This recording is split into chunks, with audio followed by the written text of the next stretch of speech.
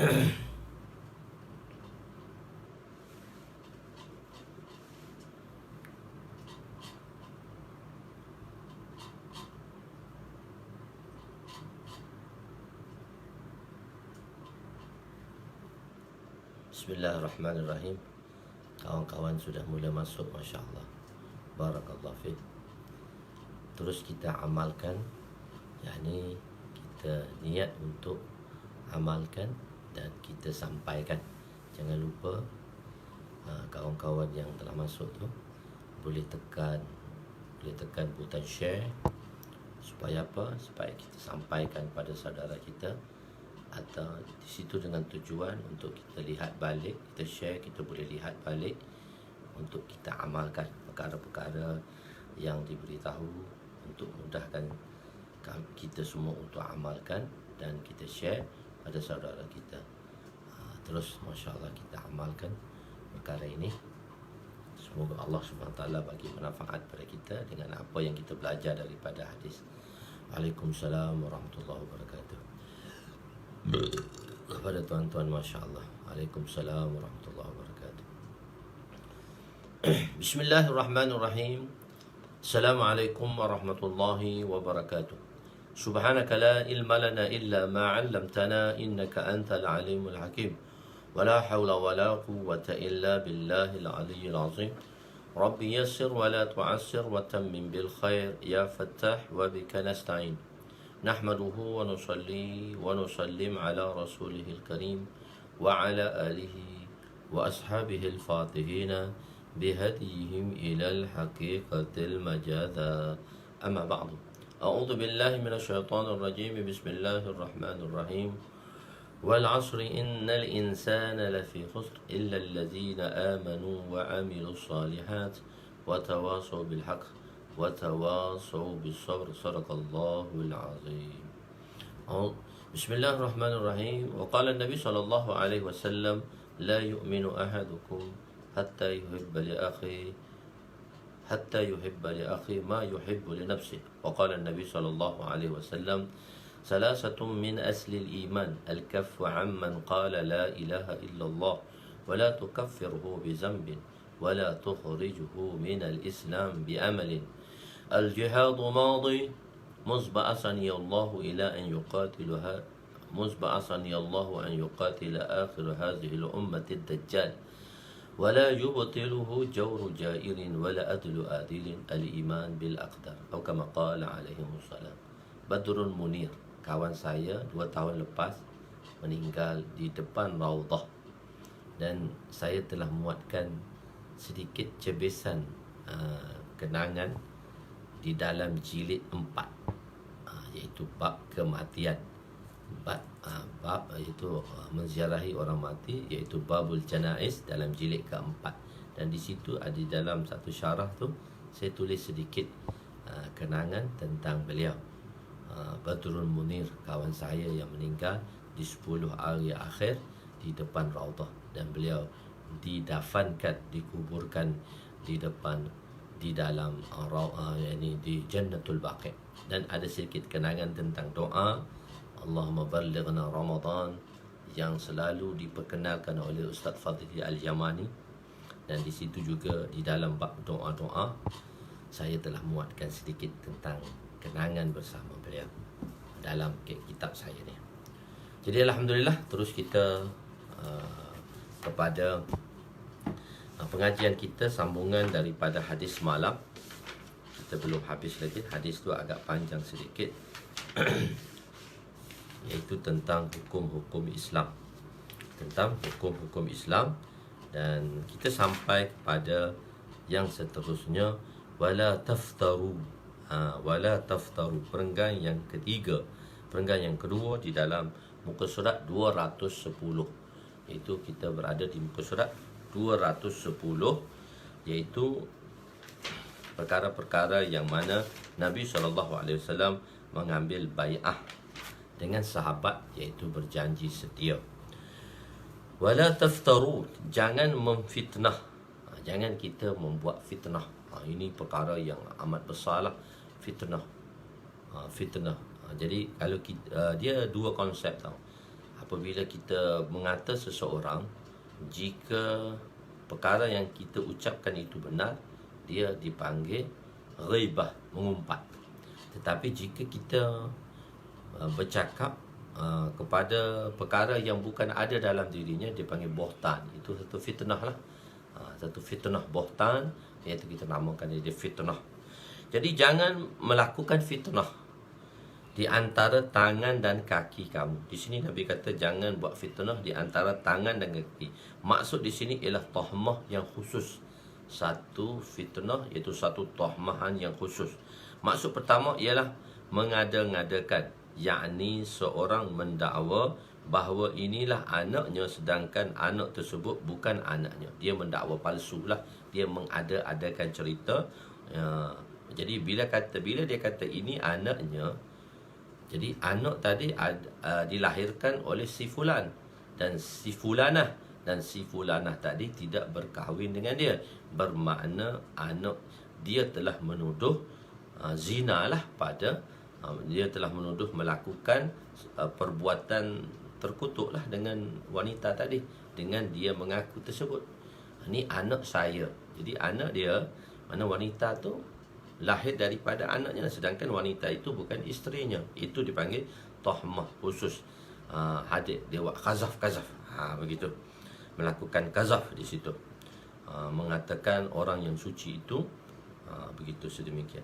Maksud ialah antara tangan dan kaki. Boleh jadi juga fitnah ataupun fitnah khusus tadi kita katakan, atau fitnah umum. Boleh juga bermaksud fitnah umum. Antara tangan dan kaki maknanya faraj, iaitu kemaluan, dan maksudnya menuduh seorang itu berzina. Kemungkinan juga dimaksudkan antara tangan dan kaki ialah mengada-ngadakan sesuatu dalam hati, ataupun kita merancang dalam hati kita. Kalau rancang, dia tidak dikira dosa lagi, tapi maksudnya nekat, bertekad dan bernekat di dalam hati untuk melakukan sesuatu, maka itu telah dikira dosa. Wala ta'su fi ma'rufin. Jangan kamu, yakni kita, memaksiati Allah pada mana-mana muamalah, hubungan dalam kita memaksiati Allah, dalam bermuamalah kita dengan Allah, dalam kita mentaati Allah, jangan kita pun melakukan perkara yang tidak disuruh oleh Allah. Manusia terbahagi kepada 3 bahagian, iaitu orang kafir yang menggadaikan segala kehidupannya untuk mencari kesenangan, mengikut hawa nafsu. Ini orang-orang kafir yang mana mereka syirik, mereka kufur, mereka mencuri, mereka merompok, mereka berzina, melakukan fitnah. Seolah-olah mereka telah menjual kehidupan, seluruh kehidupannya dengan melanggari perintah Allah. Jadi sedangkan kita dah jual, innallaha ashtara, telah kita jelaskan semalam, ini kita telah, Allah Ta'ala telah memberi diri kita dan kita telah jual. Bila kita telah jual, bermakna kita tidak memiliki apa-apa. Harta dan diri kita tadi bukan milik kita lagi, maka kita kena gunakan harta dan diri kita mengikut apa yang Allah nak. Tapi di sini sebaliknya, mereka-mereka yang kufar, mereka buat tadi segala-galanya ialah untuk apa dia? Untuk seluruh kehidupannya. Seolah-olah dia telah jual seluruh kehidupannya tu dengan melanggari perintah, dengan melanggari perintah Allah Subhanahu Wa Taala. Kedua, orang Islam, dia melakukan apa sahaja yang melanggari perintah Allah selain daripada syirik. Kedua orang Islam, satu orang syirik tadi, kedua orang Islam, dia buat kerja sama dengan orang-orang kufur dan syirik, orang-orang kafir. Cuma dia tidak mensyarikatkan Allah. Maknanya dia Islam, dia beriktikad Allah tu ada, tapi dia buat segala-galanya. Itu golongan kedua. Golongan yang ketiga ialah golongan kedua tadi ialah mungkin di dunia ini dia akan mendapat siksa, melanggari perintah Allah selain daripada syirik. Ada di kalangan orang yang mana dia dengan kejahatan dia tadi, dengan pelanggaran perintah tadi, maka dia dihukum di dunia ini. Untuk tujuan apa? Supaya di akhirat nanti orang-orang tersebut tidak mendapat hukuman yang berat. Jadi Allah Ta'ala hukumkan dia di dunia ini. Mungkin di dunia ini Allah balaskan dia dengan kejahatan yang dia lakukan, supaya apa? Supaya ringan sedikit pembalasannya di akhirat. Golongan yang ketiga, Masya Allah, mereka-mereka yang mengikuti muti', orang-orang yang muti', orang-orang yang taat, iaitu orang yang benar-benar mengikuti perintah Allah Subhanahu wa ta'ala. Faman wafa minkum, barang siapa yang menyempurnakan perintah Allah, maka ganjaranlah ke atasnya. Di sinilah, di dalam fahaman Mu'tazilah dan fahaman Kharijiyah, iaitu fahaman Mu'tazilah dan Khawarij, mereka berpendapat mengatakan wajib bagi Allah mengganjari ganjaran bagi mereka yang taat dan mengazab mereka yang melakukan maksiat. Sebab ala tadi itu, perkataan ala tadi dalam Arab, dia adalah huruf jar, tapi memberi makna ilzam, memberi makna yakin, memberi makna ilzam. Memberi makna ilzam, iaitu ilzam ni memberi makna wajib ke atas Allah. Untuk bagi kita, bagi ahli sunnah wal jamaah, kita mengatakan tidak ada satu amalan, telah kita jelaskan sebelum ini, tidak ada satu amalan yang kita lakukan yang mana dengan sebab amalan itu wajib kata Allah untuk melakukan sesuatu ataupun memberi sesuatu pada kita. Sebenarnya Allah Subhanahu wa ta'ala telah memberi perintahnya. Allah Subhanahu wa ta'ala telah memberi perintahnya.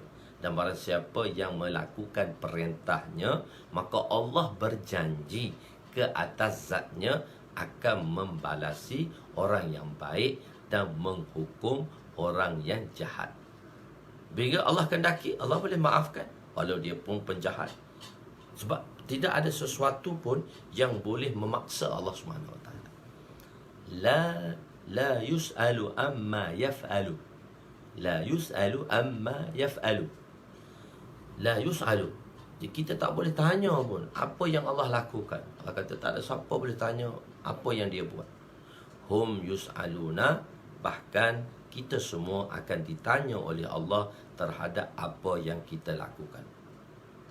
Dan mulut nanti di hari kiamat akan ditutup oleh Allah SWT, sebab dia nak menyembunyikan apa yang dia telah lakukan oleh anggotanya, sehingga Allah mengambil penyaksian terhadap anggotanya. Wa tukallimuna aydihim wa tashhadu arjuluhum bima kanu yaksibun. Wa tashhadu arjuluhum wa tukallimuna aydihim, tangan-tangan mereka, tangan-tangan kita akan bercakap di depan Allah SWT. Wa tukallimuna aydihim wa tashhadu arjuluhum, kaki kita ni akan memberi syahadat, memberi penyaksian terhadap kemana langkah-langkah yang dia telah langkah. Bima kanu yaksibun, dengan apa yang telah dilakukan. Jadi tidak ada siapa yang boleh. Jadi Allah SWT, itu fahaman Mu'tazilah, wajib. Kita kata tak. Wajib ni bila Allah mewajibkan ke atas dirinya. Allahu Akbar. Pendapat jumhur ahli sunnah menyatakan tiada sesuatu pun perbuatan insan yang melazimkan, mewajibkan ke atas Allah. Ala di sini tidak memberi makna wajib, tidak memberi makna ilzam, iaitu wajib ke atas Allah mengganjari orang yang taat dan mengazab mereka yang melakukan maksiat. Jika seorang itu taat, Allah dengan kasih sayangnya, dengan ihsannya telah memperlazimkan ke atas zatnya untuk memasukinya ke dalam syurga. Allah memperlazimkan ke atas zatnya, ke atas taat tadi. Dia tak direct tau, dia indirectly. Di segi tu, dia ada indirectly di sini. Maknanya dia indirect, dia bukan direct. Tapi kalau kita cakap dari sudut harian kita, buat baik Allah bagi syurga, buat jahat Allah bagi neraka, tak jadi masalah. Tapi i'tiqad kita tadi bukan memang buat baik tu wajib Allah bagi, buat jahat tu wajib Allah seksa. Tidak. Dia ada perantaraan. Tapi dari sebutan harian yang bila kita bercakap, benda tu dia tidak mendatangkan, memberi kesan selepas i'tiqad dalam hati kita tu betul. Okey. Jika Allah Jika Allah tidak memperlazimkan, maka tiada siapa yang boleh persoalkannya. Bila Allah tak nak buat apa yang dia buat, tak ada siapa boleh soal. Dan jika Allah memasukkan semua orang yang taat ke dalam neraka, bukanlah suatu kezaliman. Allah tak zalim pun. Kita tak boleh menuduh Allah itu zalim. Sebab bagi Allah tadi, semua sifat yang ada padanya sempurna. Telah kita bincangkan. Sifat takabur yang ada pada Allah sempurna bagi zatnya. Cuma sifat itu bila ada pada insan, dia telah menjadi sifat yang qabih, sifat yang buruk. Bila kepada insan, insan tak boleh ambil sifat takabur tadi. Sebab itu adalah cadar Allah, redha Allah. Hanya Allah jadikan sesuatu nizam. Allah jadikan sesuatu nizam. Allah buat satu perantaraan yang orang yang taat akan dimasukkan dalam syurga dan orang yang engkar dimasukkan ke dalam neraka. Golongan yang kedua, golongan tadilah mereka yang melakukan maksiat, melainkan mereka melakukan maksiat, melakukan dosa selain daripada syirik. Ni golongan kedua orang Islam. Misalnya seorang yang berzina dan ditangkap serta dibawa ke hadapan pengadilan dan sabit kesalahan. Jika dia belum berkahwin, maka dia akan disebat sebanyak 100 rotan. Sebanyak 100 rotan. Jadi maknanya Allah dikenakan hukuman. Jadi ada orang yang buat salah, maka dia kena hukuman di dunia ini. Dan hukuman di dunia ini sebagai kafarah, penghapus dosa. Hukuman-hukuman. Sebab apa dia? Memang tertib Allah macam tu. Bila orang-orang yang engkar dengan Allah, Allah uji dia. Allah uji dia. Allah uji dia. Orang yang engkar ni Allah uji dia supaya apa? Allah bagi kesusahan pada dia supaya Allah nak ringankan, Allah nak ringankan bebanan dia di akhirat. Dia dua konsep dengan Allah SWT. Yamhullahu bihil khataya wa yarfa'u bihil darajat. Yamhullahu bihil khataya. Dengan perbuatan tadi, dengan kelakuan tadi, Allah Ta'ala akan kafarah tadi, yamhullahu bihil khataya, untuk menghapuskan dosa dia. Dan bagi orang-orang yang baik, wa yarfa'u bihil darajat, maka peninggian darjat ke atasnya. Dia dua konsep yang kita buat. Orang yang buat baik ni, kita buat baik ni, satu, yamhullah, perbuatan-perbuatan yang misalnya kita pergi jalan ke masjid, maka dengan setiap langkah kita, makanya dia akan mengampunkan dosa. Tetapi jika orang tu tak ada dosa, tempat pengampunan dosa itu digantikan dengan pahala. So dia akan dapat pahala dua kali, dia akan dapat ketinggian darjat, 2 kali ketinggian darjat. Dia dapat 2 kali ketinggian darjat sebab pengampunan dosa sudah tidak ada. Jadi ujian, dia panggil ibtila. Ibtila ni diuji juga pada orang-orang yang al-ibtila minallah. Kita panggil ujian lah. COVID-19 ni sebagai satu ujian. Al-ibtila minallah. Ujian itu daripada Allah. Kenapa Allah menguji? Allah menguji manusia untuk menghapuskan dosa-dosanya bagi mereka yang berdosa. Dan Allah uji untuk meninggikan darjat bagi mereka-mereka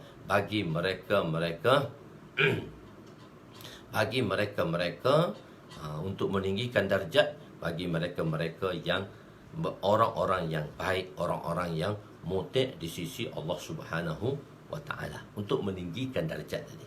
Jadi jadi Allah uji. Jadi cuma Nabi SAW tidak perintahkan kita untuk meminta ujian. Ada orang pernah berkata, ya Allah, kalau nak uji saya, ujilah mengikut ketahanan saya. Tak. Nabi SAW melarang daripada meminta ujian. Allahumma inna nas'aluka afiyah. Nabi perintahkan kita untuk meminta sejahtera. Untuk meminta sejahtera. Dua, dia nikmat yang besar, yang ketiga besarnya di atas dunia ini selepas iman dan Islam. Selepas Islam dan iman, nikmat iman dan Islam ni, dua ni nikmat besar lah. Satu lagi nikmat yang ketiga, nikmat besar, iaitu apa dia? Sejahtera.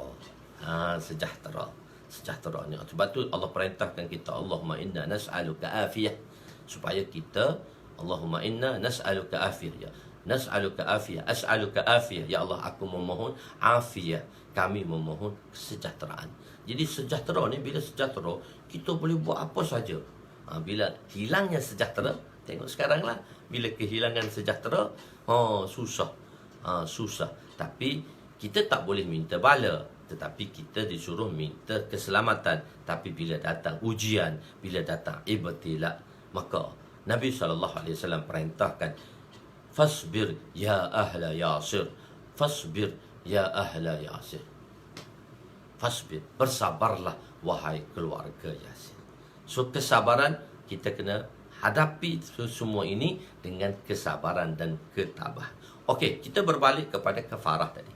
Kafarah maknanya dosa yang dilakukan itu, bila seorang melakukan kesalahan dan dia dihukum dengan kesalahan itu sebagai kafarah. Cuma di sini sedikit perbezaan dari segi ikhtilaf, perbezaan perselisihan pendapat dalam a'immah. Adakah kafarah itu rafi'ul ism atau sairul ism? Rafi'ul ism maknanya, rafi'ul ism ni maksudnya dia mengangkat dosa. Maknanya dengan sebab balasan tadi, dosa terangkat. Jadi tak ada dah dosa sebab dia dibalas di dunia ni, tak ada dah dosa. Ataupun sairul ism ni maksudnya penutup. Dia tak habis lagi, dia tutup saja. Tadi dia angkat terus, dosa tadi diangkat terus, dibuang terus. Dan satu lagi pendapatnya ialah sairul ism, ditutupnya. Dosa tu ada tapi ditutup. Orang tak nampak. Orang lain tak nampak. Jadi ikhtilaf di kalangan para a'imah mujtahid, kafarah itu ialah rafi'ul ism, dan sebahagian pendapat sairul ism, penutup dosa ataupun pengangkat dosa. Jika tidak bertaubat, maka dia tidak akan diazab di akhirat.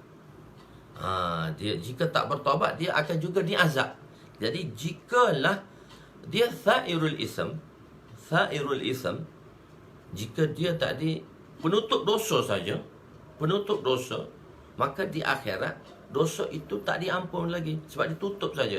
Jika dia tidak bertaubat, maka dia juga tetap diazab. Ini pengikut pendapatnya. Ini pendapat Imam Abu Hanifah.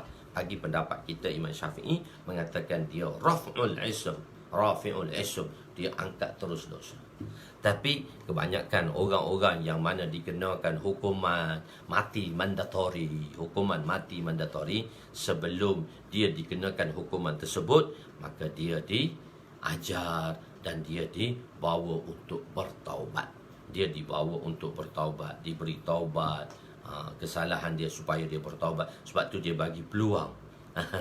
Sebab tu dia bagi peluang untuk bertaubat.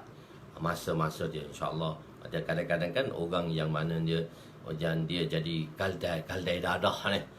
Kaldai dadah ni.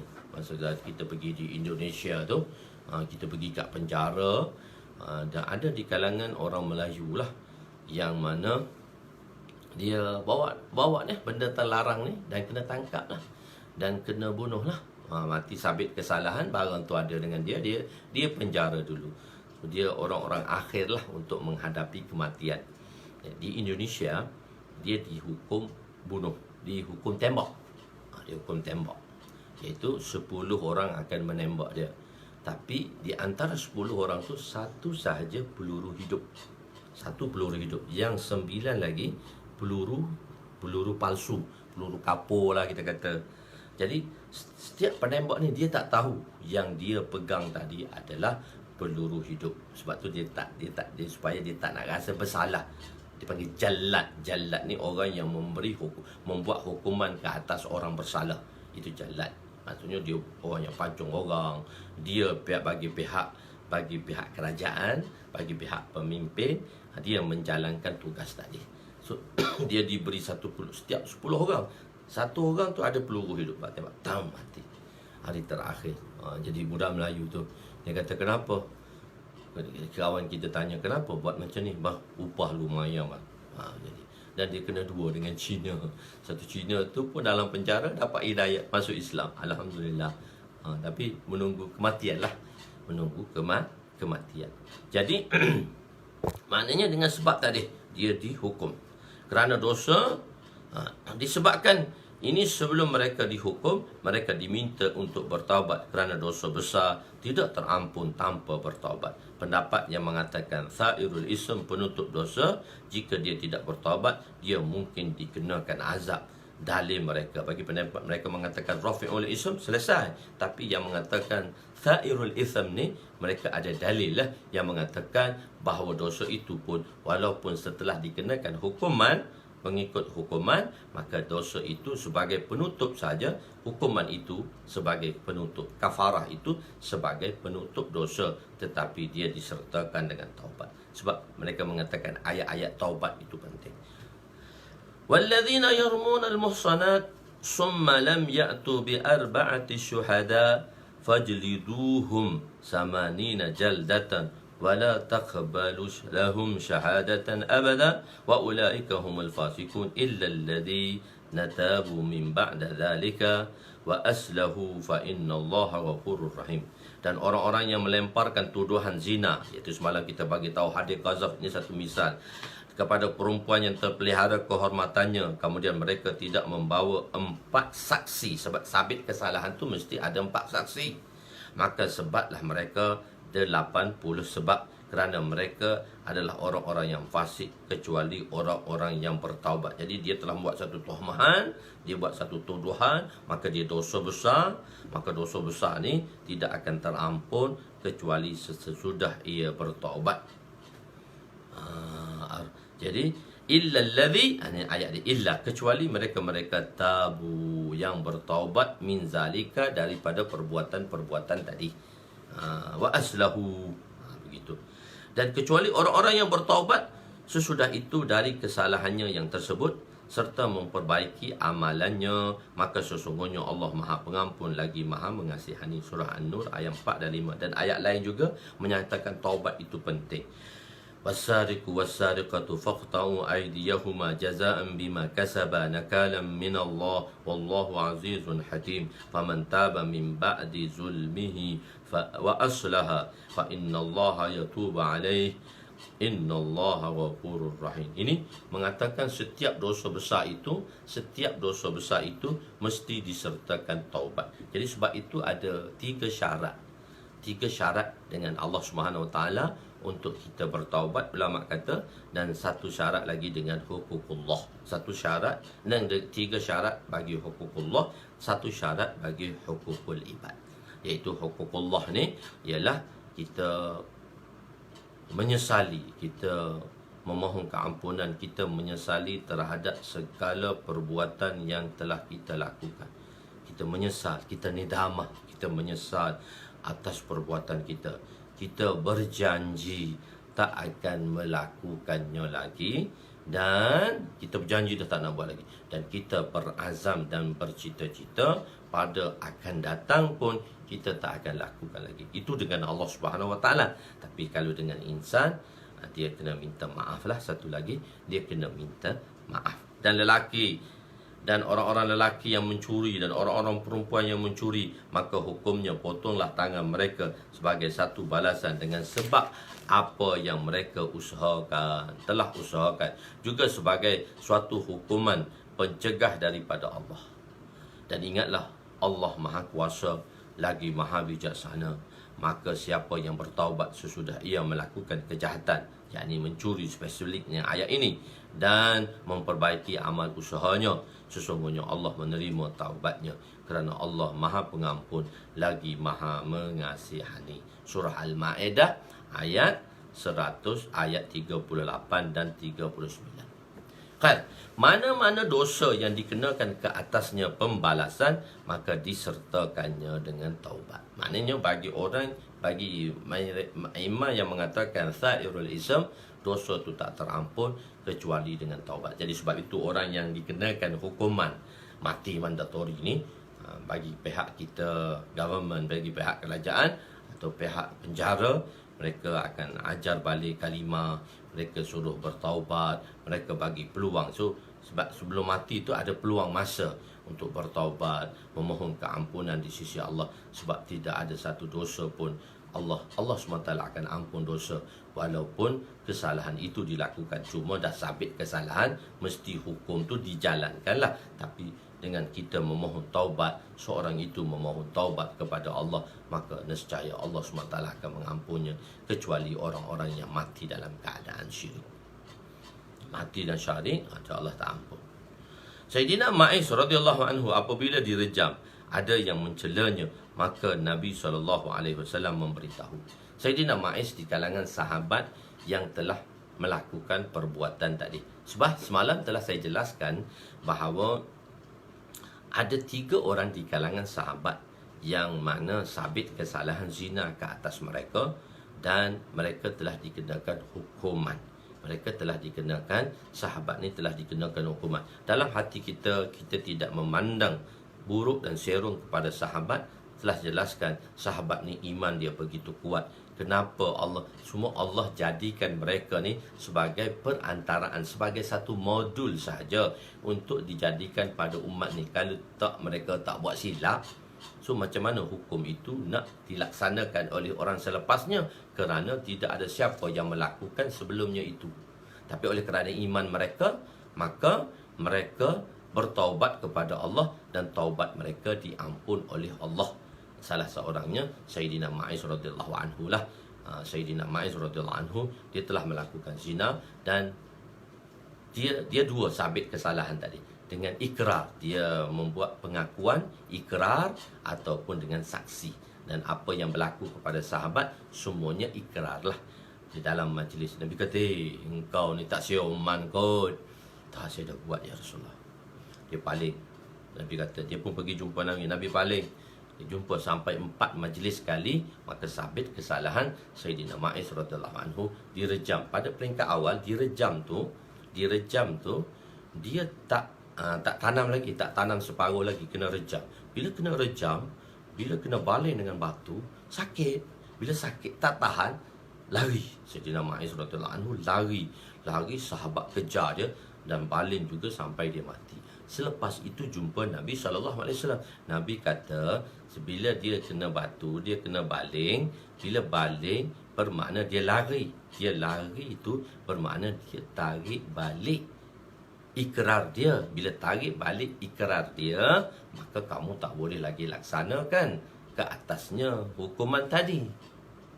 Tapi tak tanya Nabi dulu. Jadi perbuatan itu kamu tak sepatutnya kamu bila satu orang tu dia ikrar, lepas tu dia tarik balik ikrar dia tadi, dia tarik balik saman ke, macam kita kan tarik balik saman, so saman tu habislah, dia tarik balik sebab dia mengaku secara ikrar. Sepatutnya dia tidak dibunuh, tapi dia telah direjam juga sampai mati, dan barulah diberitahu kepada sahabat. Sebab tu Nabi kata, istaghfiru li Ma'iz ibn Malik laqad taba taubatan law qussimat baina ummatin law wasi'athum, rawahu Muslim. Jika Sayyidina Ma'iz radhiyallahu anhu ini diberikan, jika taubat Sayyidina Ma'iz, astaghfiru, dia kata mintalah ampun ke atas kepada Sayyidina Ma'iz bin Malik, laqad taba taubatan, sesungguhnya dia telah bertaubat dengan satu taubat yang betul. Jika taubat Sayyidina Ma'iz ini diberikan kepada umat ini, maka ia memadai untuk semua.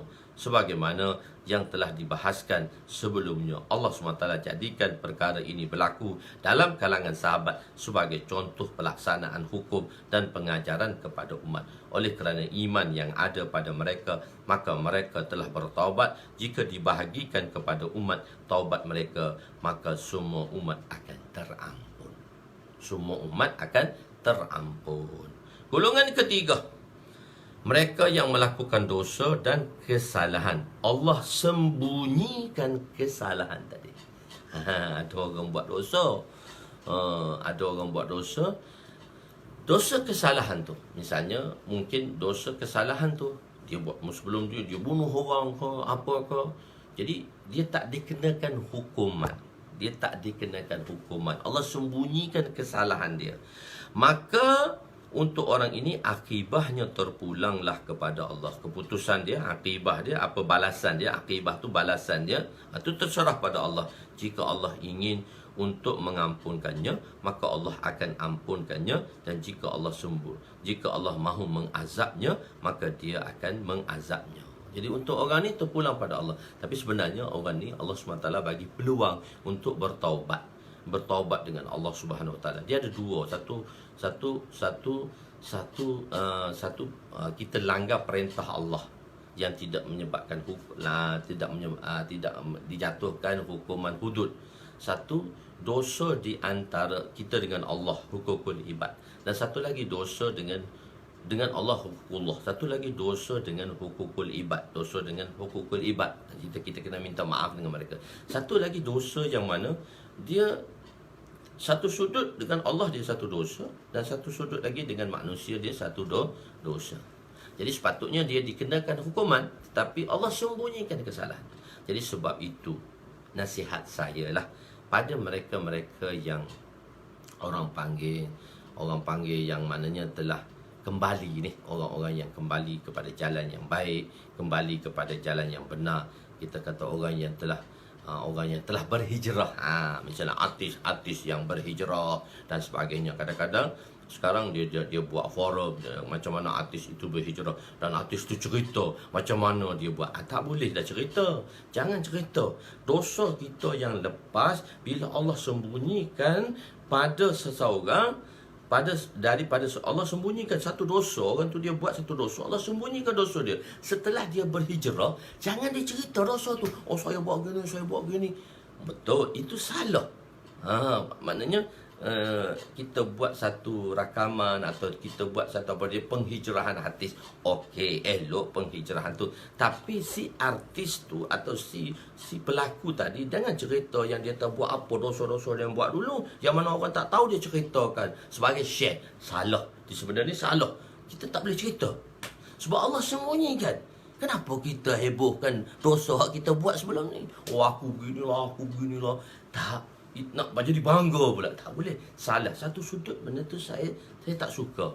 Buat penghijrahan bagus untuk menjadi ibrah pada orang lain. Tapi dosa yang telah kita buat, dosa itu Allah sembunyikannya.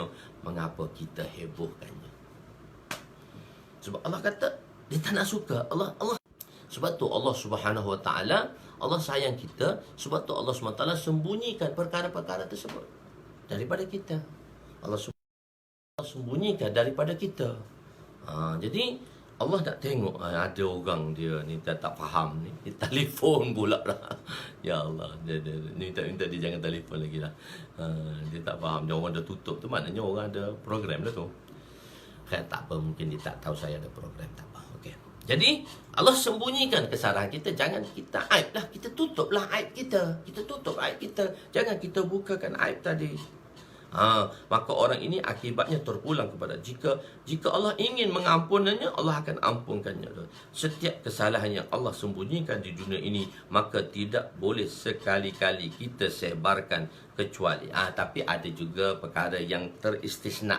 Maknanya mungkin dia buat dosa, dia tension, tahu tak? Dia tension. Untuk hilangkan tension, dia perlu ada orang yang dia boleh ceritakan. Sebab tu kadang-kadang kita perlu ada orang yang kita boleh ceritakan. Tapi tak semua orang. Dan orang yang kita cerita tu mestilah siqah. Maknanya orang tu kita percaya. Dia tak sebarkan berita itu, dan dia tak beritahu berita itu kepada orang. Dia kata saya jahil, tak apa. Saya jahil dulu, tak apa. Tapi jangan ceritakan kejahilan yang kita buat tu. Sejahil secara umum tu saya jahil, saya minta maaf, saya tak tahu. Tapi jangan cerita apa yang saya buat tu. Itu salah. Sebab Allah sembunyikan dosa kita. Allah maafkan kita, Allah tutupkan kita. Allah Subhanahu Wa Taala ni dia penyayang. Di hari kiamat ada satu golongan yang mana Allah panggil dia di sebalik purdah, di sebalik tirai. Allah panggil dia di sebalik tirai, bukan di depan khalayak ramai. Allah panggil di sebalik tirai. Allah kata, ni dosa engkau, ni dosa engkau, ni dosa engkau, ni dosa engkau. Dia dengan Allah je, tak ada siapa tahu. Kata ya betul. Sebab Allah kata, aku sembunyikan dosa engkau di depan manusia. Jadi Allah sembunyikan dosa kita yang kita telah buat. Mengapa kita hebohkan? Mengapa kita ceritakan? Ini salah. Bukan untuk bagi share dan ibrah, salah. Tak boleh perkara tu, tak boleh. Sembunyikan. Tak perlu kita heboh dan sebarkan benda yang kita buat. Antara saya tak apa, nak improve, nak share, tak boleh. Benda tu tak boleh. Salah. Kecuali orang-orang yang tertentu. Tapi ada orang yang tertentu yang kita boleh luahkan perasaan kita. Kadang-kadang tension, dia nak luahkan perasaan dia, nak tenangkan dia. Bolehlah orang yang macam tu, kita boleh. Maksudnya kita suatu orang tu, misalnya kita kadang-kadang ustaz-ustaz ni, orang datang pada kita, dia ceritakan, kita kata tak apa, cerita semua. Biar dia cerita semua supaya kita tahu dia dan macam mana kita nak bantu dia di dalam masalah ini. Tapi tak semua orang. Jika Allah sembunyikan kesalahan kita, maka kita perlu simpan kesalahan itu dan bertaubat kepada Allah Subhanahu wa taala. Moga Allah Subhanahu wa taala bagi taufik kepada kita. Seterusnya, hadis ke-19 bracket 18, bai'atun nisa, mengambil perjanjian daripada wanita-wanita. Wa Nabi Sa'id al-Khudri radhiyallahu anhu qala kharaja Rasul sallallahu alaihi wasallam fi adhan aw fitr ila musalla famarra ala nisa'i qala ya ma'sharan nisa tasaddaqna fa inni uritukunna aqsara ahli an-nar faqulna fa bima ya Rasulullah qala tuqsirna al-la'na وتكفرن عشير ما رأيت من ناقصات العقل والأكل ودين أذهب للب الرجل حازم من إحدى كنا ما نقصان ديننا وأقلنا يا رسول الله قال أليس شهادة المرأة مثل نصف شهادة الرجل قلنا بلى قال فذلك من نقصان عقلها قال أليس إذا حاضت لم تصلي ولم تصم قلنا بلى قال فذلك من نقصان دينها متفق عليه. Sayyidina Abu Sa'id Al-Khudri radhiyallahu anhu meriwayatkan bahawa Rasulullah sallallahu alaihi wasallam telah keluar pada hari raya Idul Adha atau Idul Fitri ke tempat solat, musalla. Ada panggil musalla, tempat mendirikan solat hari raya. Maka baginda telah lalu berdekatan dengan wanita, lalu baginda bersabda, wahai kaum wanita sekalian, bersedekahlah, sesungguhnya aku diperlihatkan oleh Allah bahawa kebanyakan kamu adalah daripada ahli neraka. Lalu mereka bertanya, mengapa ya Rasulullah wanita ni banyak kat neraka? Maka baginda menjawab, kamu banyak melaknat dan tidak mensyukuri ke atas suami.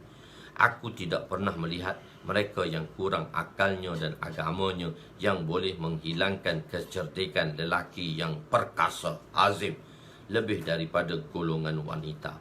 Maka mereka berkata, apakah kekurangan agama dan akal kami ya Rasulullah? Dari sudut agama, apa kekurangan kami? Dari sudut akal, apa kekurangan kami ya Rasulullah? Maka baginda sallallahu alaihi wasallam bersabda, tidakkah penyaksian saksi wanita itu setengah daripada saksi lelaki? Manakala orang lelaki satu saksi, wanita kena buat dua. Ini adalah kekurangan dari sudut ini adalah kekurangan. Bahkan maka mereka berkata, bahkan ya Rasulullah, baginda bersabda lagi, tidakkah apabila mereka haid dan mereka tidak menunaikan solat dan berpuasa sebab atas hukum? Maka mereka berkata ya. Maka baginda bersabda, inilah kekurangan dari sudut agamanya. Ada wanita dia tidak suci sepanjang masa, dia ada waktu dia uzur, dikecualikan. Walaupun dikecualikan itu tidak dia tak buat, tak mendatangkan dosa, tapi di segi kekurangan tu ada dibandingkan dengan pihak lelaki. Nabi SAW keluar untuk sembahyang Idul Fitr atau Idul Adha. Ni peristiwa ni berlaku mungkin pada hari raya haji atau hari raya puasa. Nabi nak pergi sembahyang. Nabi ni solat di musalla. Musalla ni ialah tempat berkumpulnya untuk sembahyang hari raya. Dia bukan di masjid. Dan ini diamalkan di dalam mazhab mazhab Hanafi. Bagi kita mazhab Syafi'i, sembahyang dia afdalnya di masjid lah. Musalla kita tu, sebab kita panggil musalla tempat sembahyang, tu musalla tu masjid lah. Di musalla tu umum, tempat mendirikan sembahyang. Jadi musalla. Jadi mazhab Imam Hanafi tetap berpendapat sembahyang hari raya ialah di musalla, di tanah lapang, bukan dalam masjid. Dan bukan dalam masjid, tetapi di luar masjid. Sebab tu dalam mazhab Hanafi dia ada satu tanah lapang. Tanah tu luar saja, khas untuk sembahyang raya. Dia kata medan sembahyang hari raya. Di situ dia akan bawa satu mimbar kecil daripada batu ke, dia buat sikit untuk tahunan punya program untuk sembahyang hari raya saja.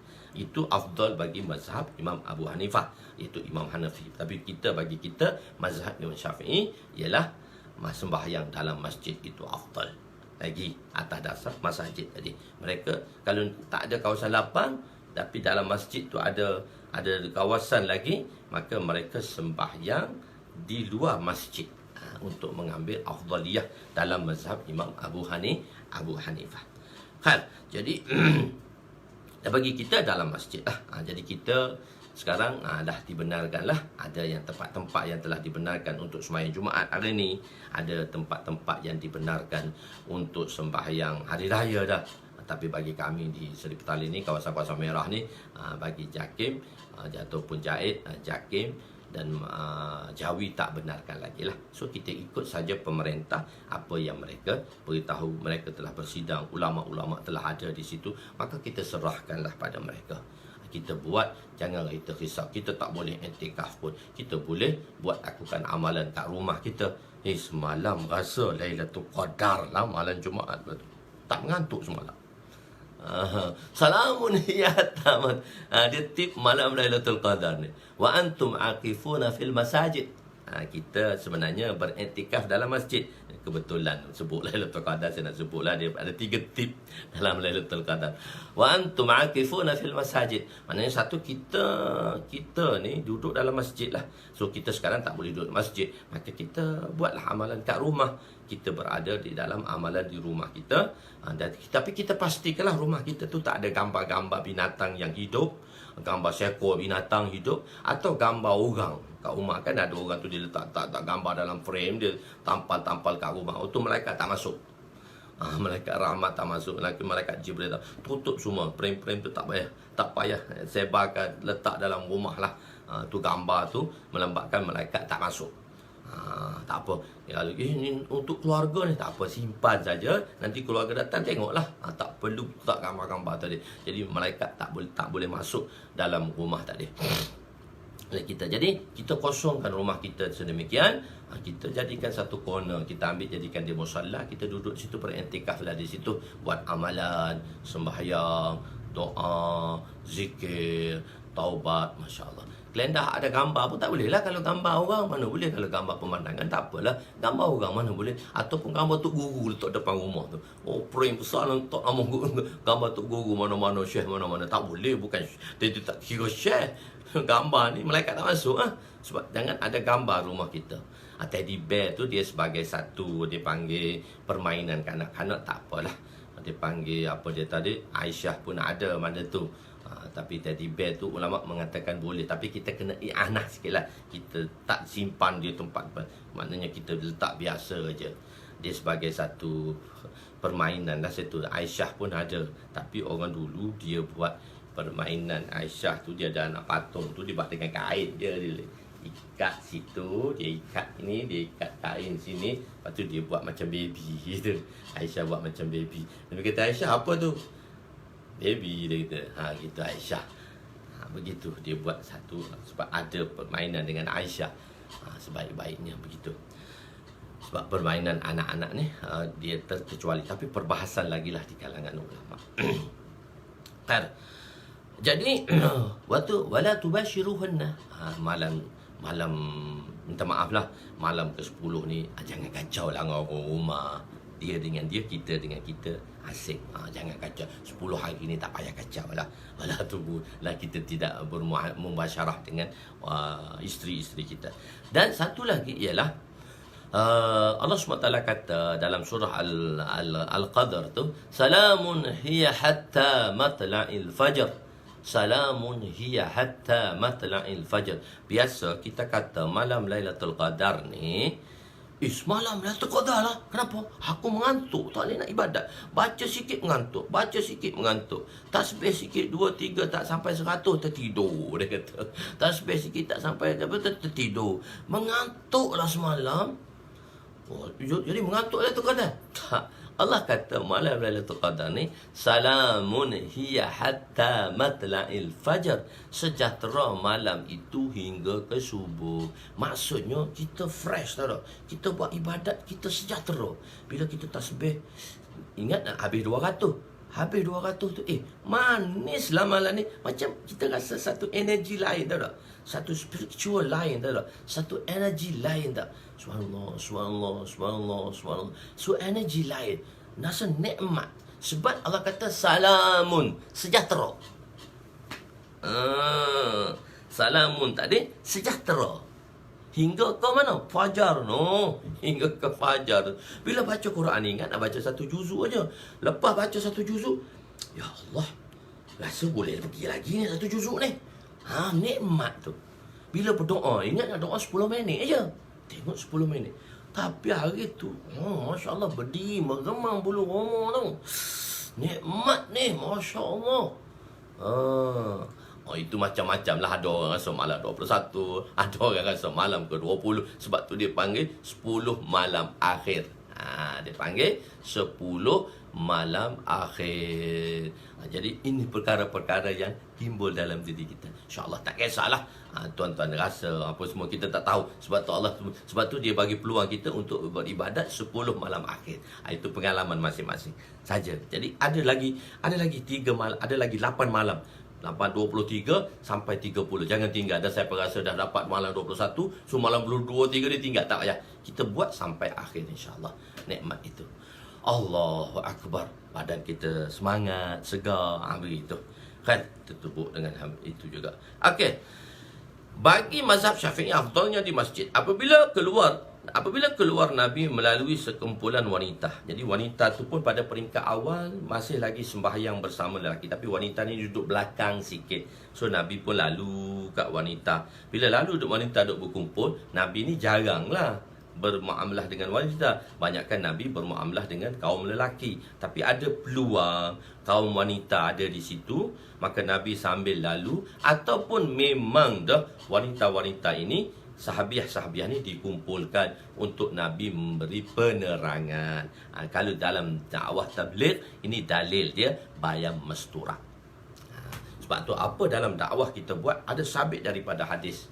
Ada sabit secara, dia sabit ni bukan daripada lafaz kan. Kita dah kata bukan daripada ibarat. Sabit daripada isyarat, sabit daripada dalalah, sabit daripada iqtizab, kehendak hadis tu, isyarat hadis tu, dan penunjuk hadis tu. So dia tak semestinya ibaratun nas, mesti ada lafaz tu. Tak ada. Jadi Nabi berkumpul. Itu dalil kita dalam jemaah tabligh, iaitu dalil kita bayan masturat ini. Nabi lalu bayan masturat, Nabi bagi penerangan khususnya. Jadi apabila Nabi keluar melalui sekumpulan wanita, mereka ini sama ada dikumpulkan khusus atau secara kebetulan tadi dia berkumpulkan ini. Ini adalah dalil menunjukkan wanita itu diberi dakwah dalam satu majlis yang khusus untuk mereka, yakni kita bracket dia bayan masturat. Nabi memerintahkan para wanita untuk bersedekah. Nabi mula-mula targhib untuk bersedekah. Sebab Allahu Akbar, nikmat besar ni bersedekah. Walam yuakhirallahu nafsan iza jaa ajaluha wallahu khabirum fa'asaddaqa walam yuakhirallahu nafsan iza jaa ajaluha wallahu khabirum bima ta'mal fa'asaddaqa wa akum minas salihin walam yuakhirallahu nafsan fa'asaddaqa wa akum minas salihin. Orang yang mati, bila dia dihidupkan kembali, bila dia diberi peluang untuk dihidupkan kembali, apa amalan yang dia akan buat mula-mula? Quran kata, fa'asaddaqa wa akum minas salihin. Mula-mula Quran kata apa? Aku nak sedekah dulu. Orang yang mati itu, fa'asaddaqa wa akum minas salihin. Aku mula-mula nak buat sedekah dulu. wa akun minas salihin. Baru nak jadi orang baik, nak jaga semua amalan hak Allah bagilah, tak nak tinggal. Tapi mula-mula nak bagi tahu sedekah dulu. Sebab sedekah ni besar. Bulan Ramadan tuan-tuan, jangan tuan-tuan lepas peluang, sedekahlah betul-betul. Kalau ada zakat tahunan tu pun, zakat pendapatan ke tak cukup lagi pun, tapi zakat boleh advance, sedekahlah. Buatlah, bagilah zakat bulan Ramadan ni. Sebab kalau bulan Ramadan ni kita bagi zakat, bererti kita bagi zakat, maka satu fardu seperti 70 amalan fardu yang lain. Ada satu datuk kan, saya ceritakan, dia bagi zakat selepas raya. Kita kata tukarlah, bagilah Ramadan. Kenapa bagi raya? Sebab 70 kali ganda besarnya pahala untuk kita dapat perkara ini. Jadi mula-mula orang mati, dia bangun kat kubur ni, daripada kubur, fa'asaddaqa wa akum minas salihin. Fa'asaddaqa, dia nak sedekah dulu. Mula-mula nak buat sedekah dulu, baru nak menunaikan perintah lain. Jadi Nabi perintahkan pada wanita-wanita ni supaya bersedekah. Jika sedekah itu sedekah wajib, maka perintah itu perintah wajib lah, perintah wujubi lah. Jika perintah mungkin ada wanita-wanita yang ada kaya, so dia kena keluarkan zakat atas dirinya. Jika sedekah tu sunat, maka hukum tadi, perintah tadi ialah amar istihbabi, perkara sunat. Jadi dua perintah ni, satu wajib, satu sunat. Kalau hukum sedekah wajib, wajib lah. Sedekah sunat, sunat lah. Nabi telah diperlihatkan ramai penduduk neraka terdiri daripada wanita. Boleh jadi Nabi diperlihatkan di malam Mi'raj. Bila Nabi diperlihatkan? Sebab Nabi dimasukkan, Nabi dimasukkan ialah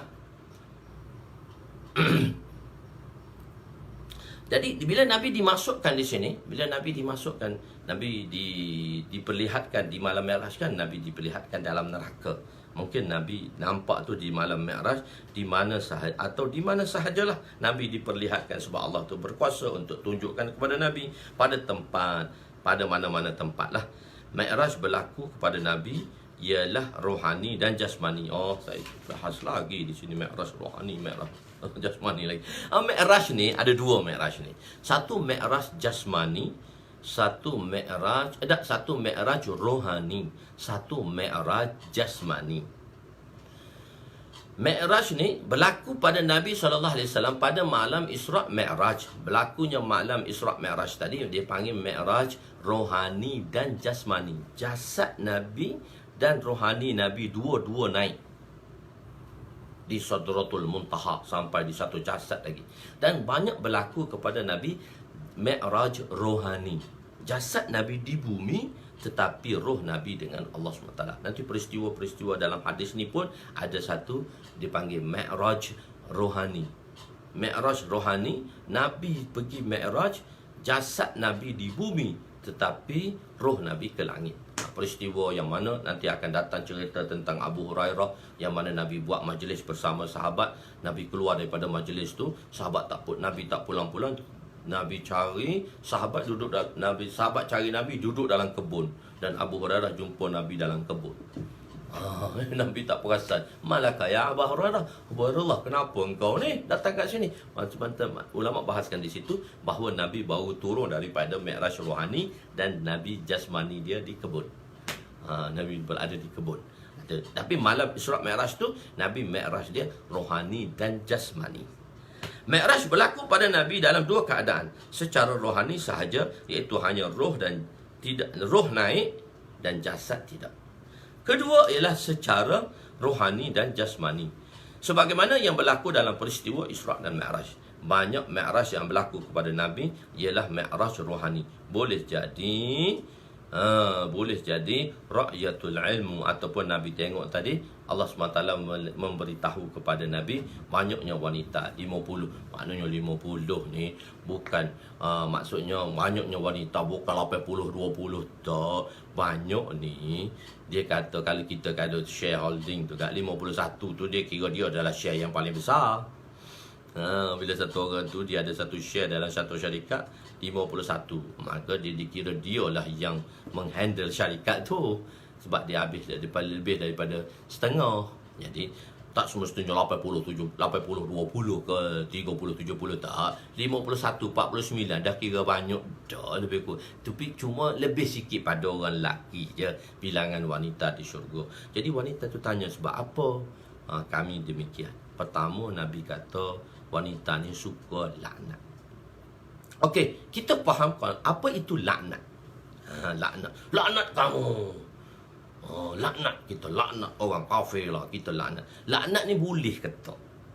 Boleh tak kita laknat secara umum? Boleh tak kita laknat secara khusus? Jadi kita kena faham apa maksud laknat tu dulu. Okey, laknat. Nabi memberitahu dua penyebab kemasukan wanita ke dalam neraka. Banyak sikit lah. Pertama, suka melaknat, dan kedua, tidak mensyukuri suami. Laknat secara umum maksudnya menjauhkan atau menghindarkan seorang itu daripada rahmat Allah. Mereka katakan laknat engkau, maksudnya kita doa supaya orang itu terhindar daripada rahmat Allah, terhindar dan menjauhkan seorang itu daripada rahmat Allah. Itu bukan hak kita untuk menjauhkan satu orang itu daripada rahmat Allah dan menghindarkan. Daripada segi hukum syarak tidak dibenarkan. Jadi hukumnya tak boleh untuk kita melaknat seseorang tertentu walaupun dia seorang kafir sekalipun. Kita tak boleh laknat walaupun orang kafir. Apatah lagi kita laknat orang Islam. Laknat engkau. Berdebah betul engkau buat cerita ni. Tak boleh. Perkataan laknat tutup mulut. Jangan guna perkataan laknat.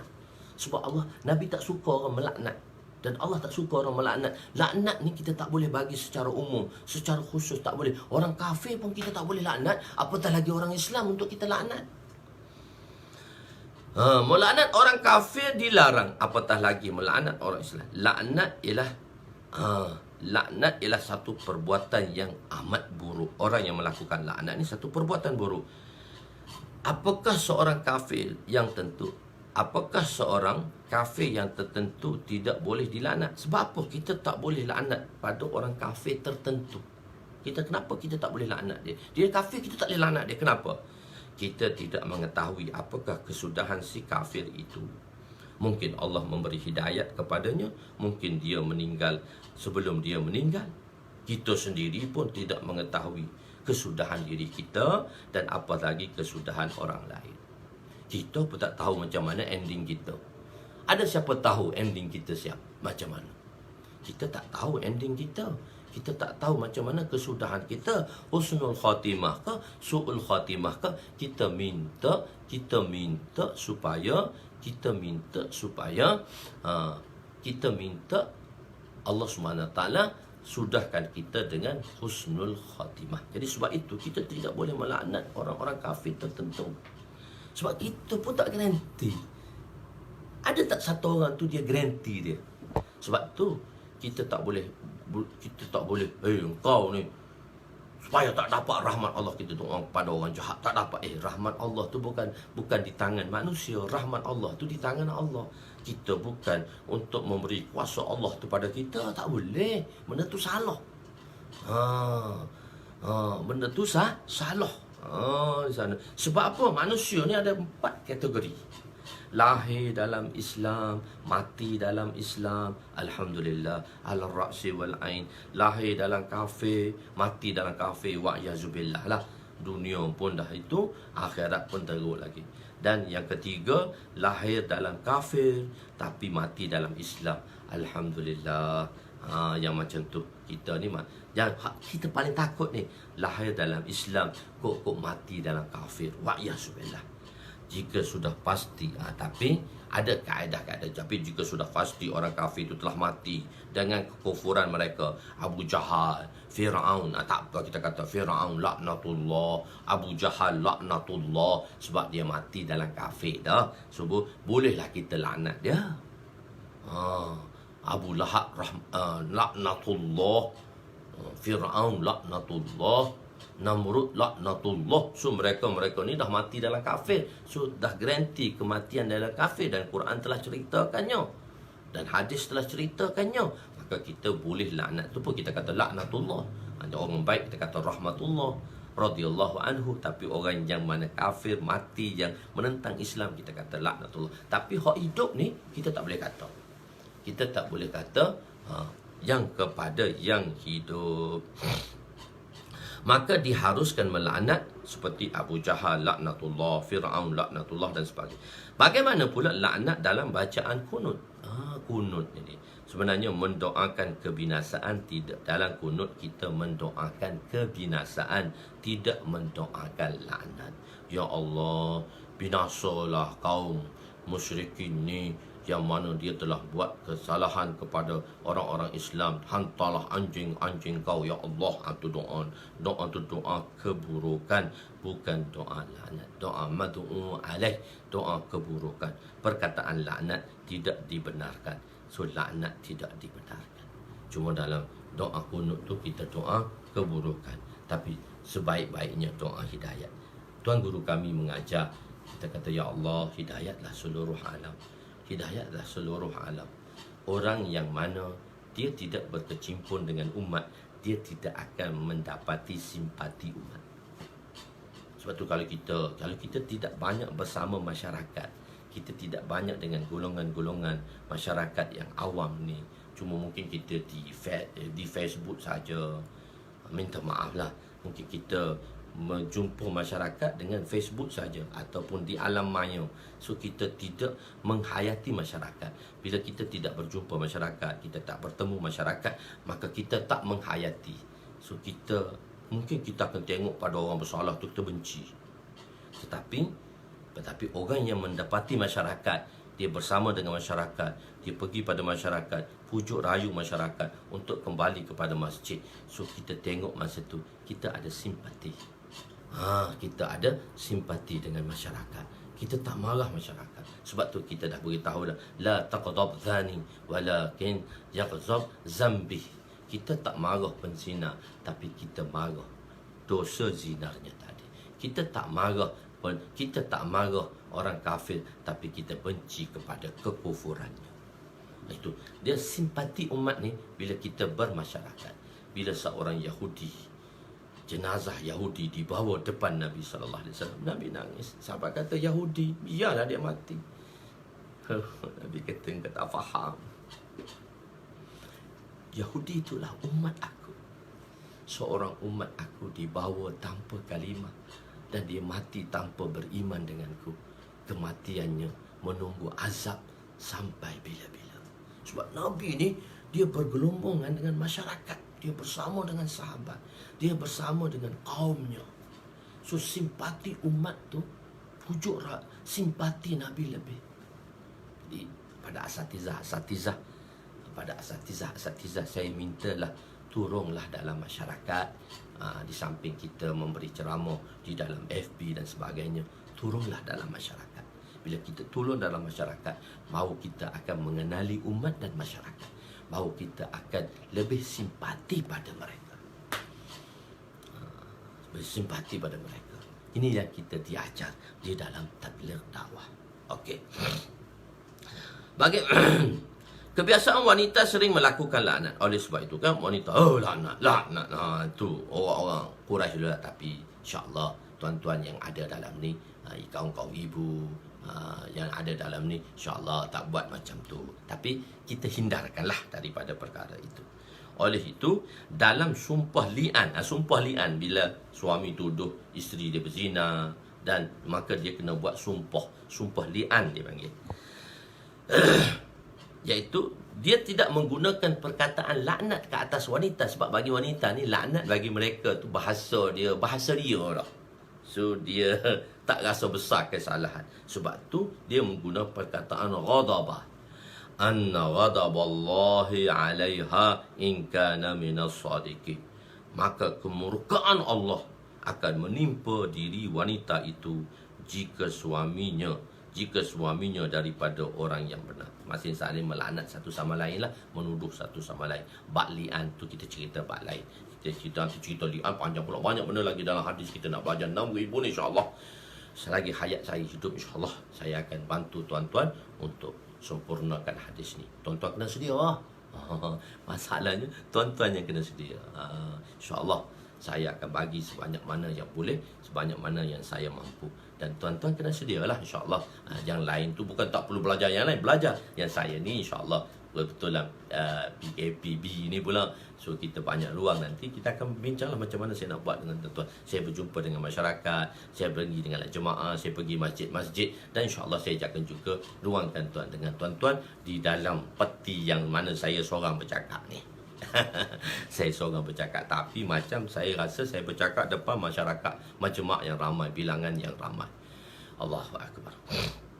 Laknat Allah tidak digunakan untuk wanita kerana mereka sudah biasa dengan perkataan laknat. Kufur nikmat, tidak mensyukuri suami. Dan satu lagi, dia kufur nikmat, bukan kufur ni maksudnya tak syukur. Kan minta maaf lah, hari ni orang lelaki senyum kali, orang wanita tak. Saya bukan menjumpai, betul lah hadis ni dia berbincang dengan perkara ni. Orang wanita ni begini, dia dapat segala-galanya, macam-macam dia dapat, sekali dia tak dapat apa yang dia nak lah, permohonan dia, permintaan dia nak. Dia kata apa? Abang, saya kahwin dengan abang 20 tahun dah, tak pernah pun abang bagi kat saya. Padahalnya dia tak dapat sekali tu je.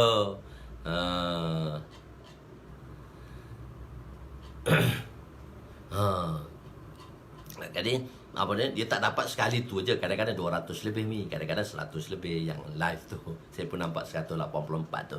Saya bantunya saya depan 184 orang ni, duk tengok muka saya, kadang begini, kadang begini. Okeylah.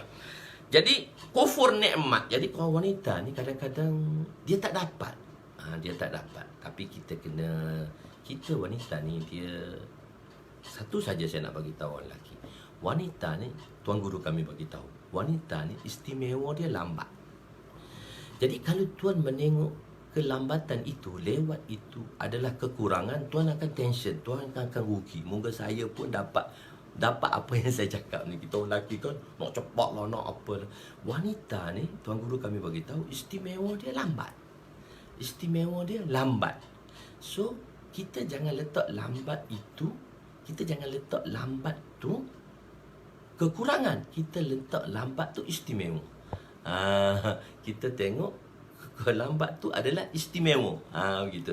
Misalnya kan, kita nak pergi pukul 8. So pukul 6 kita nak pergi pukul 10. Pukul 8 tu kita kena beritahu dah, sebab pukul 10 pun tak boleh bertolak lagi. So at least tu taklah sampai pukul 11, pukul 12, pukul 10.30 tu boleh bertolak dah. Tapi kalau tuan-tuan nak cepat, tuan-tuan kena bantulah orang rumah, kena kemaskan. Ni 5 orang nak balik dari kampung. Semua yang makcik tu kena sediakan. Makcik tu kena isikan barang dia, barang anak-anak. Kita, ayah, duk tunggu kat kereta je. Alah, tapi ayah moden sekarang tak ada macam ayah dulu. Ayah dulu memang macam tu lah. Tapi ayah moden tak lah. Jadi so kita ta'awun lah. Ta'awun wa'alal birri wa taqwa. Kita menolong ke atas takwa satu sama lain, khususnya dengan isteri-isteri kita, dengan keluarga-keluarga kita tu, orang yang kita sayang lah, isteri-isteri kita lah. Kita tuan-tuan bantu sama-sama lain. Kita mencari dah, kita dah belajar dulu, mungkin ayah-ayah kita dia tak ada faham dalam perkara ni, dia tak banyak belajar. Dan sekarang tuan-tuan dah belajar, puan-puan pun dah belajar, maka sama-samalah kita amalkan satu sama lain. Kita tidak menulis di mana kesalahannya. Okey, di mana kesalahannya, tidak mensyukuri. Di sebalik kekurangan akal dan agama. Jadi apa yang menyebabkan wanita tu kurang? Dia ada dua kekurangan. Kekurangan dari sudut akal dan kekurangan dari sudut agama. Hello. Jadi tapi walaupun wanita ni dari sudut akal dia, dari sudut agama dia lemah, dari sudut akal dan dari sudut agama dia lemah. Tuan-tuan nak kerja dah. Saya nak habis dalam masa 5 minit je. Yang 2 muka surat ni saya nak habis dalam masa 5 minit. Saya tak nak sebut dah hadis ni esok. Boleh Saya minta maaf lah. Tapi kalau yang terpaksa pergi, biarlah pergilah dulu. Tapi saya nak sudahkan hadis ni. Bila kita sambung pula hadis ni banyak. Cukup. Jadi di segi agamanya, mereka mendapat tapi dia lemah. Tapi Allah Ta'ala bagi keistimewaan. Habis orang lelaki kalah kat dia. Hebat macam mana pun lelaki, rajulun hazim, gagah perkasa pun kalah dengan wanita. Begitu. Allahu Akbar. Meninggalkan solat tidak. Jadi kelemahan tu daripada agama, meninggalkan solat. Meninggalkan solat tu dengan sebab datang haid bukan satu kesalahan, bahkan ianya adalah satu hukum, satu perintah, bukan juga satu keaiban bagi wanita meninggalkan solat ketika ini, tetapi ia tetap satu perbezaan dan kekurangan yang tidak menyamai kaum lelaki, sebagaimana sentiasa menunaikan. Sebagai lelaki kan sentiasa menunaikan. Mereka yang mengatakan lelaki dan wanita sama, orang putih ni dia nak orang-orang Europe ni dia nak kata lady first, lelaki dan wanita tu, kaum-kaum yang datang nak minta hak sama lelaki dan wanita. Dakwah ni salah lah. Wanita tidak boleh melebihi lelaki. Lelaki dicipta untuk melakukan kerja luar rumah dan wanita untuk kerja luar rumah. Sebab Allah kata ini, wanita kena terima hakikat ini. Ar-rijal qawwamu 'alan nisa bima faddalallahu ba'dahum 'ala ba'din. Kaum lelaki itu adalah pemimpin dan pegawai dan pengawal yang bertanggungjawab. Ar-rijal qawwamu 'alan nisa. Kuat ni dia kata pemimpin.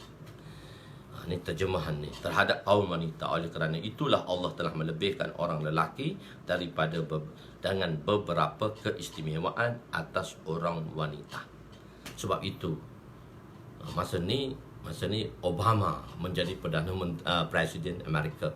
44 Presiden Amerika tidak diletakkan wanita sebagai pemimpin atasan mereka. Wanita bolehlah pimpin departmen dan sebagainya, tak apa, okey. Tapi untuk memimpin, menerajui negara, wanita tak mampu. Banyak minta maaf, menjadi keburukan sesuatu negara apabila pemimpin atasan yang utamanya wanita. Sebab tu Amerika tak pernah jadikan pemimpinnya wanita, presidennya wanita. 45 ni sepatutnya presiden wanita, tapi kalah juga dengan Trump tu patut tak benar dah. Tapi dia tak nak orang wanita menjadi pemimpin. Dalam sejarah masa tu saya tulis tu sejarah 45, 44 presiden Amerika tidak ada lagi wanita yang dipilih sebagai presiden. Kekurangan wanita yang dimaksudkan ini dari sudut jasmani je. Kekurangan dari sudut jasmani saja dan kekurangan dari sudut tabi'i. Tabi'i wanita ni dia tak kuat macam lelaki. Tabiat wanita dia tak kuat jasmani dia. Wanita bersifat lemah, tetapi dari segi dia dua je kekurangan ni dari sudut tabiat. Dia daripada sudut tabiat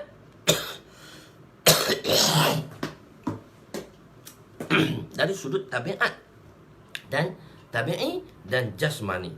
Kami telah menjadikan, ya ayuhan nas inna ja'alnakum min zakarin aw unsa wa ja'alnakum syu'uban wa qaba'ila lita'arafu inna akramakum indallahi atqakum innallaha alimun khabir. Wanita yang dimaksudkan di sini, kelemahan dia dimaksud di sini dari sudut jasmani dan dari sudut tabi'i.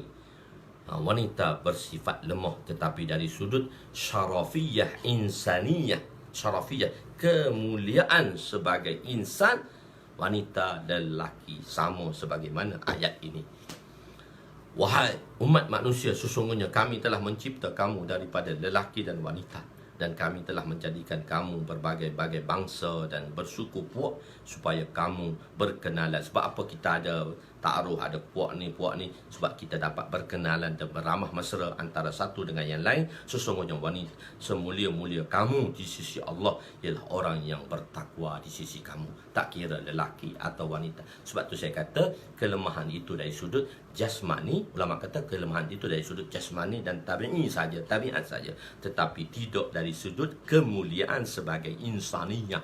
Insaniyah kita sama. Siapa yang paling takwa di sisi Allah? Orang yang paling takwa, dia yang melebihi daripada maupun wanita. Sama ada dia lelaki maupun wanita. Sesungguhnya semulia-mulia manusia di sisi Allah ialah orang yang lebih takwanya di antara kamu, bukan yang lebih keturunan dan bangsa. Sesungguhnya Allah mengetahui lagi maha mendalam pengetahuannya akan keadaan dan amalan kamu. Surah Hujurat. Kelemahan jasmaniyah dan tabi'iyah ini tidak mempengaruhi sifat syarafiyah insaniyahnya seorang manusia. Wallahu a'lam. Semoga Allah SWT memberi taufik pada kita untuk kita amalkan. Untuk amalkan tu jangan lupa tekan butang share, dan begitu juga tentang daurah kita juga boleh tekan butang share supaya ramai kita yang dapat menyertainya, insya-Allah. Sebab saya nak habiskan cepatkan bukan nak habiskan cepat, maksudnya taklah makan masa. Sepatutnya 5-6 tahun saya akan habiskan dalam masa 3 tahun ke, macam tu. Ada satu di dah 10 tahun dah saya mengajar di Mardi. Dia dah jilid ketiga, tapi 10 tahun tiap-tiap minggu tu. 10 tahun dah. Wallahu a'lam. Aku qouli hadza, astaghfirullahal azim li wa li walidayya wa li jami'il muslimina wal muslimat wa lil mu'minina wal mu'minat al ahya'i minhum amwat bi rahmatika ya arhamar rahimin ya awwalal awwalin wa ya akhiral akhirin wa ya zal quwwatil matin wa ya rahimal masakin wa ya arhamar rahimin wa sallallahu ala sayidina Muhammadin wa ala alihi wa sahbihi ajma'in walhamdulillahi rabbil alamin. Taqabbalallahu minna wa minkum. InsyaAllah apa yang ditanya nanti saya akan jawablah pada selepas itu.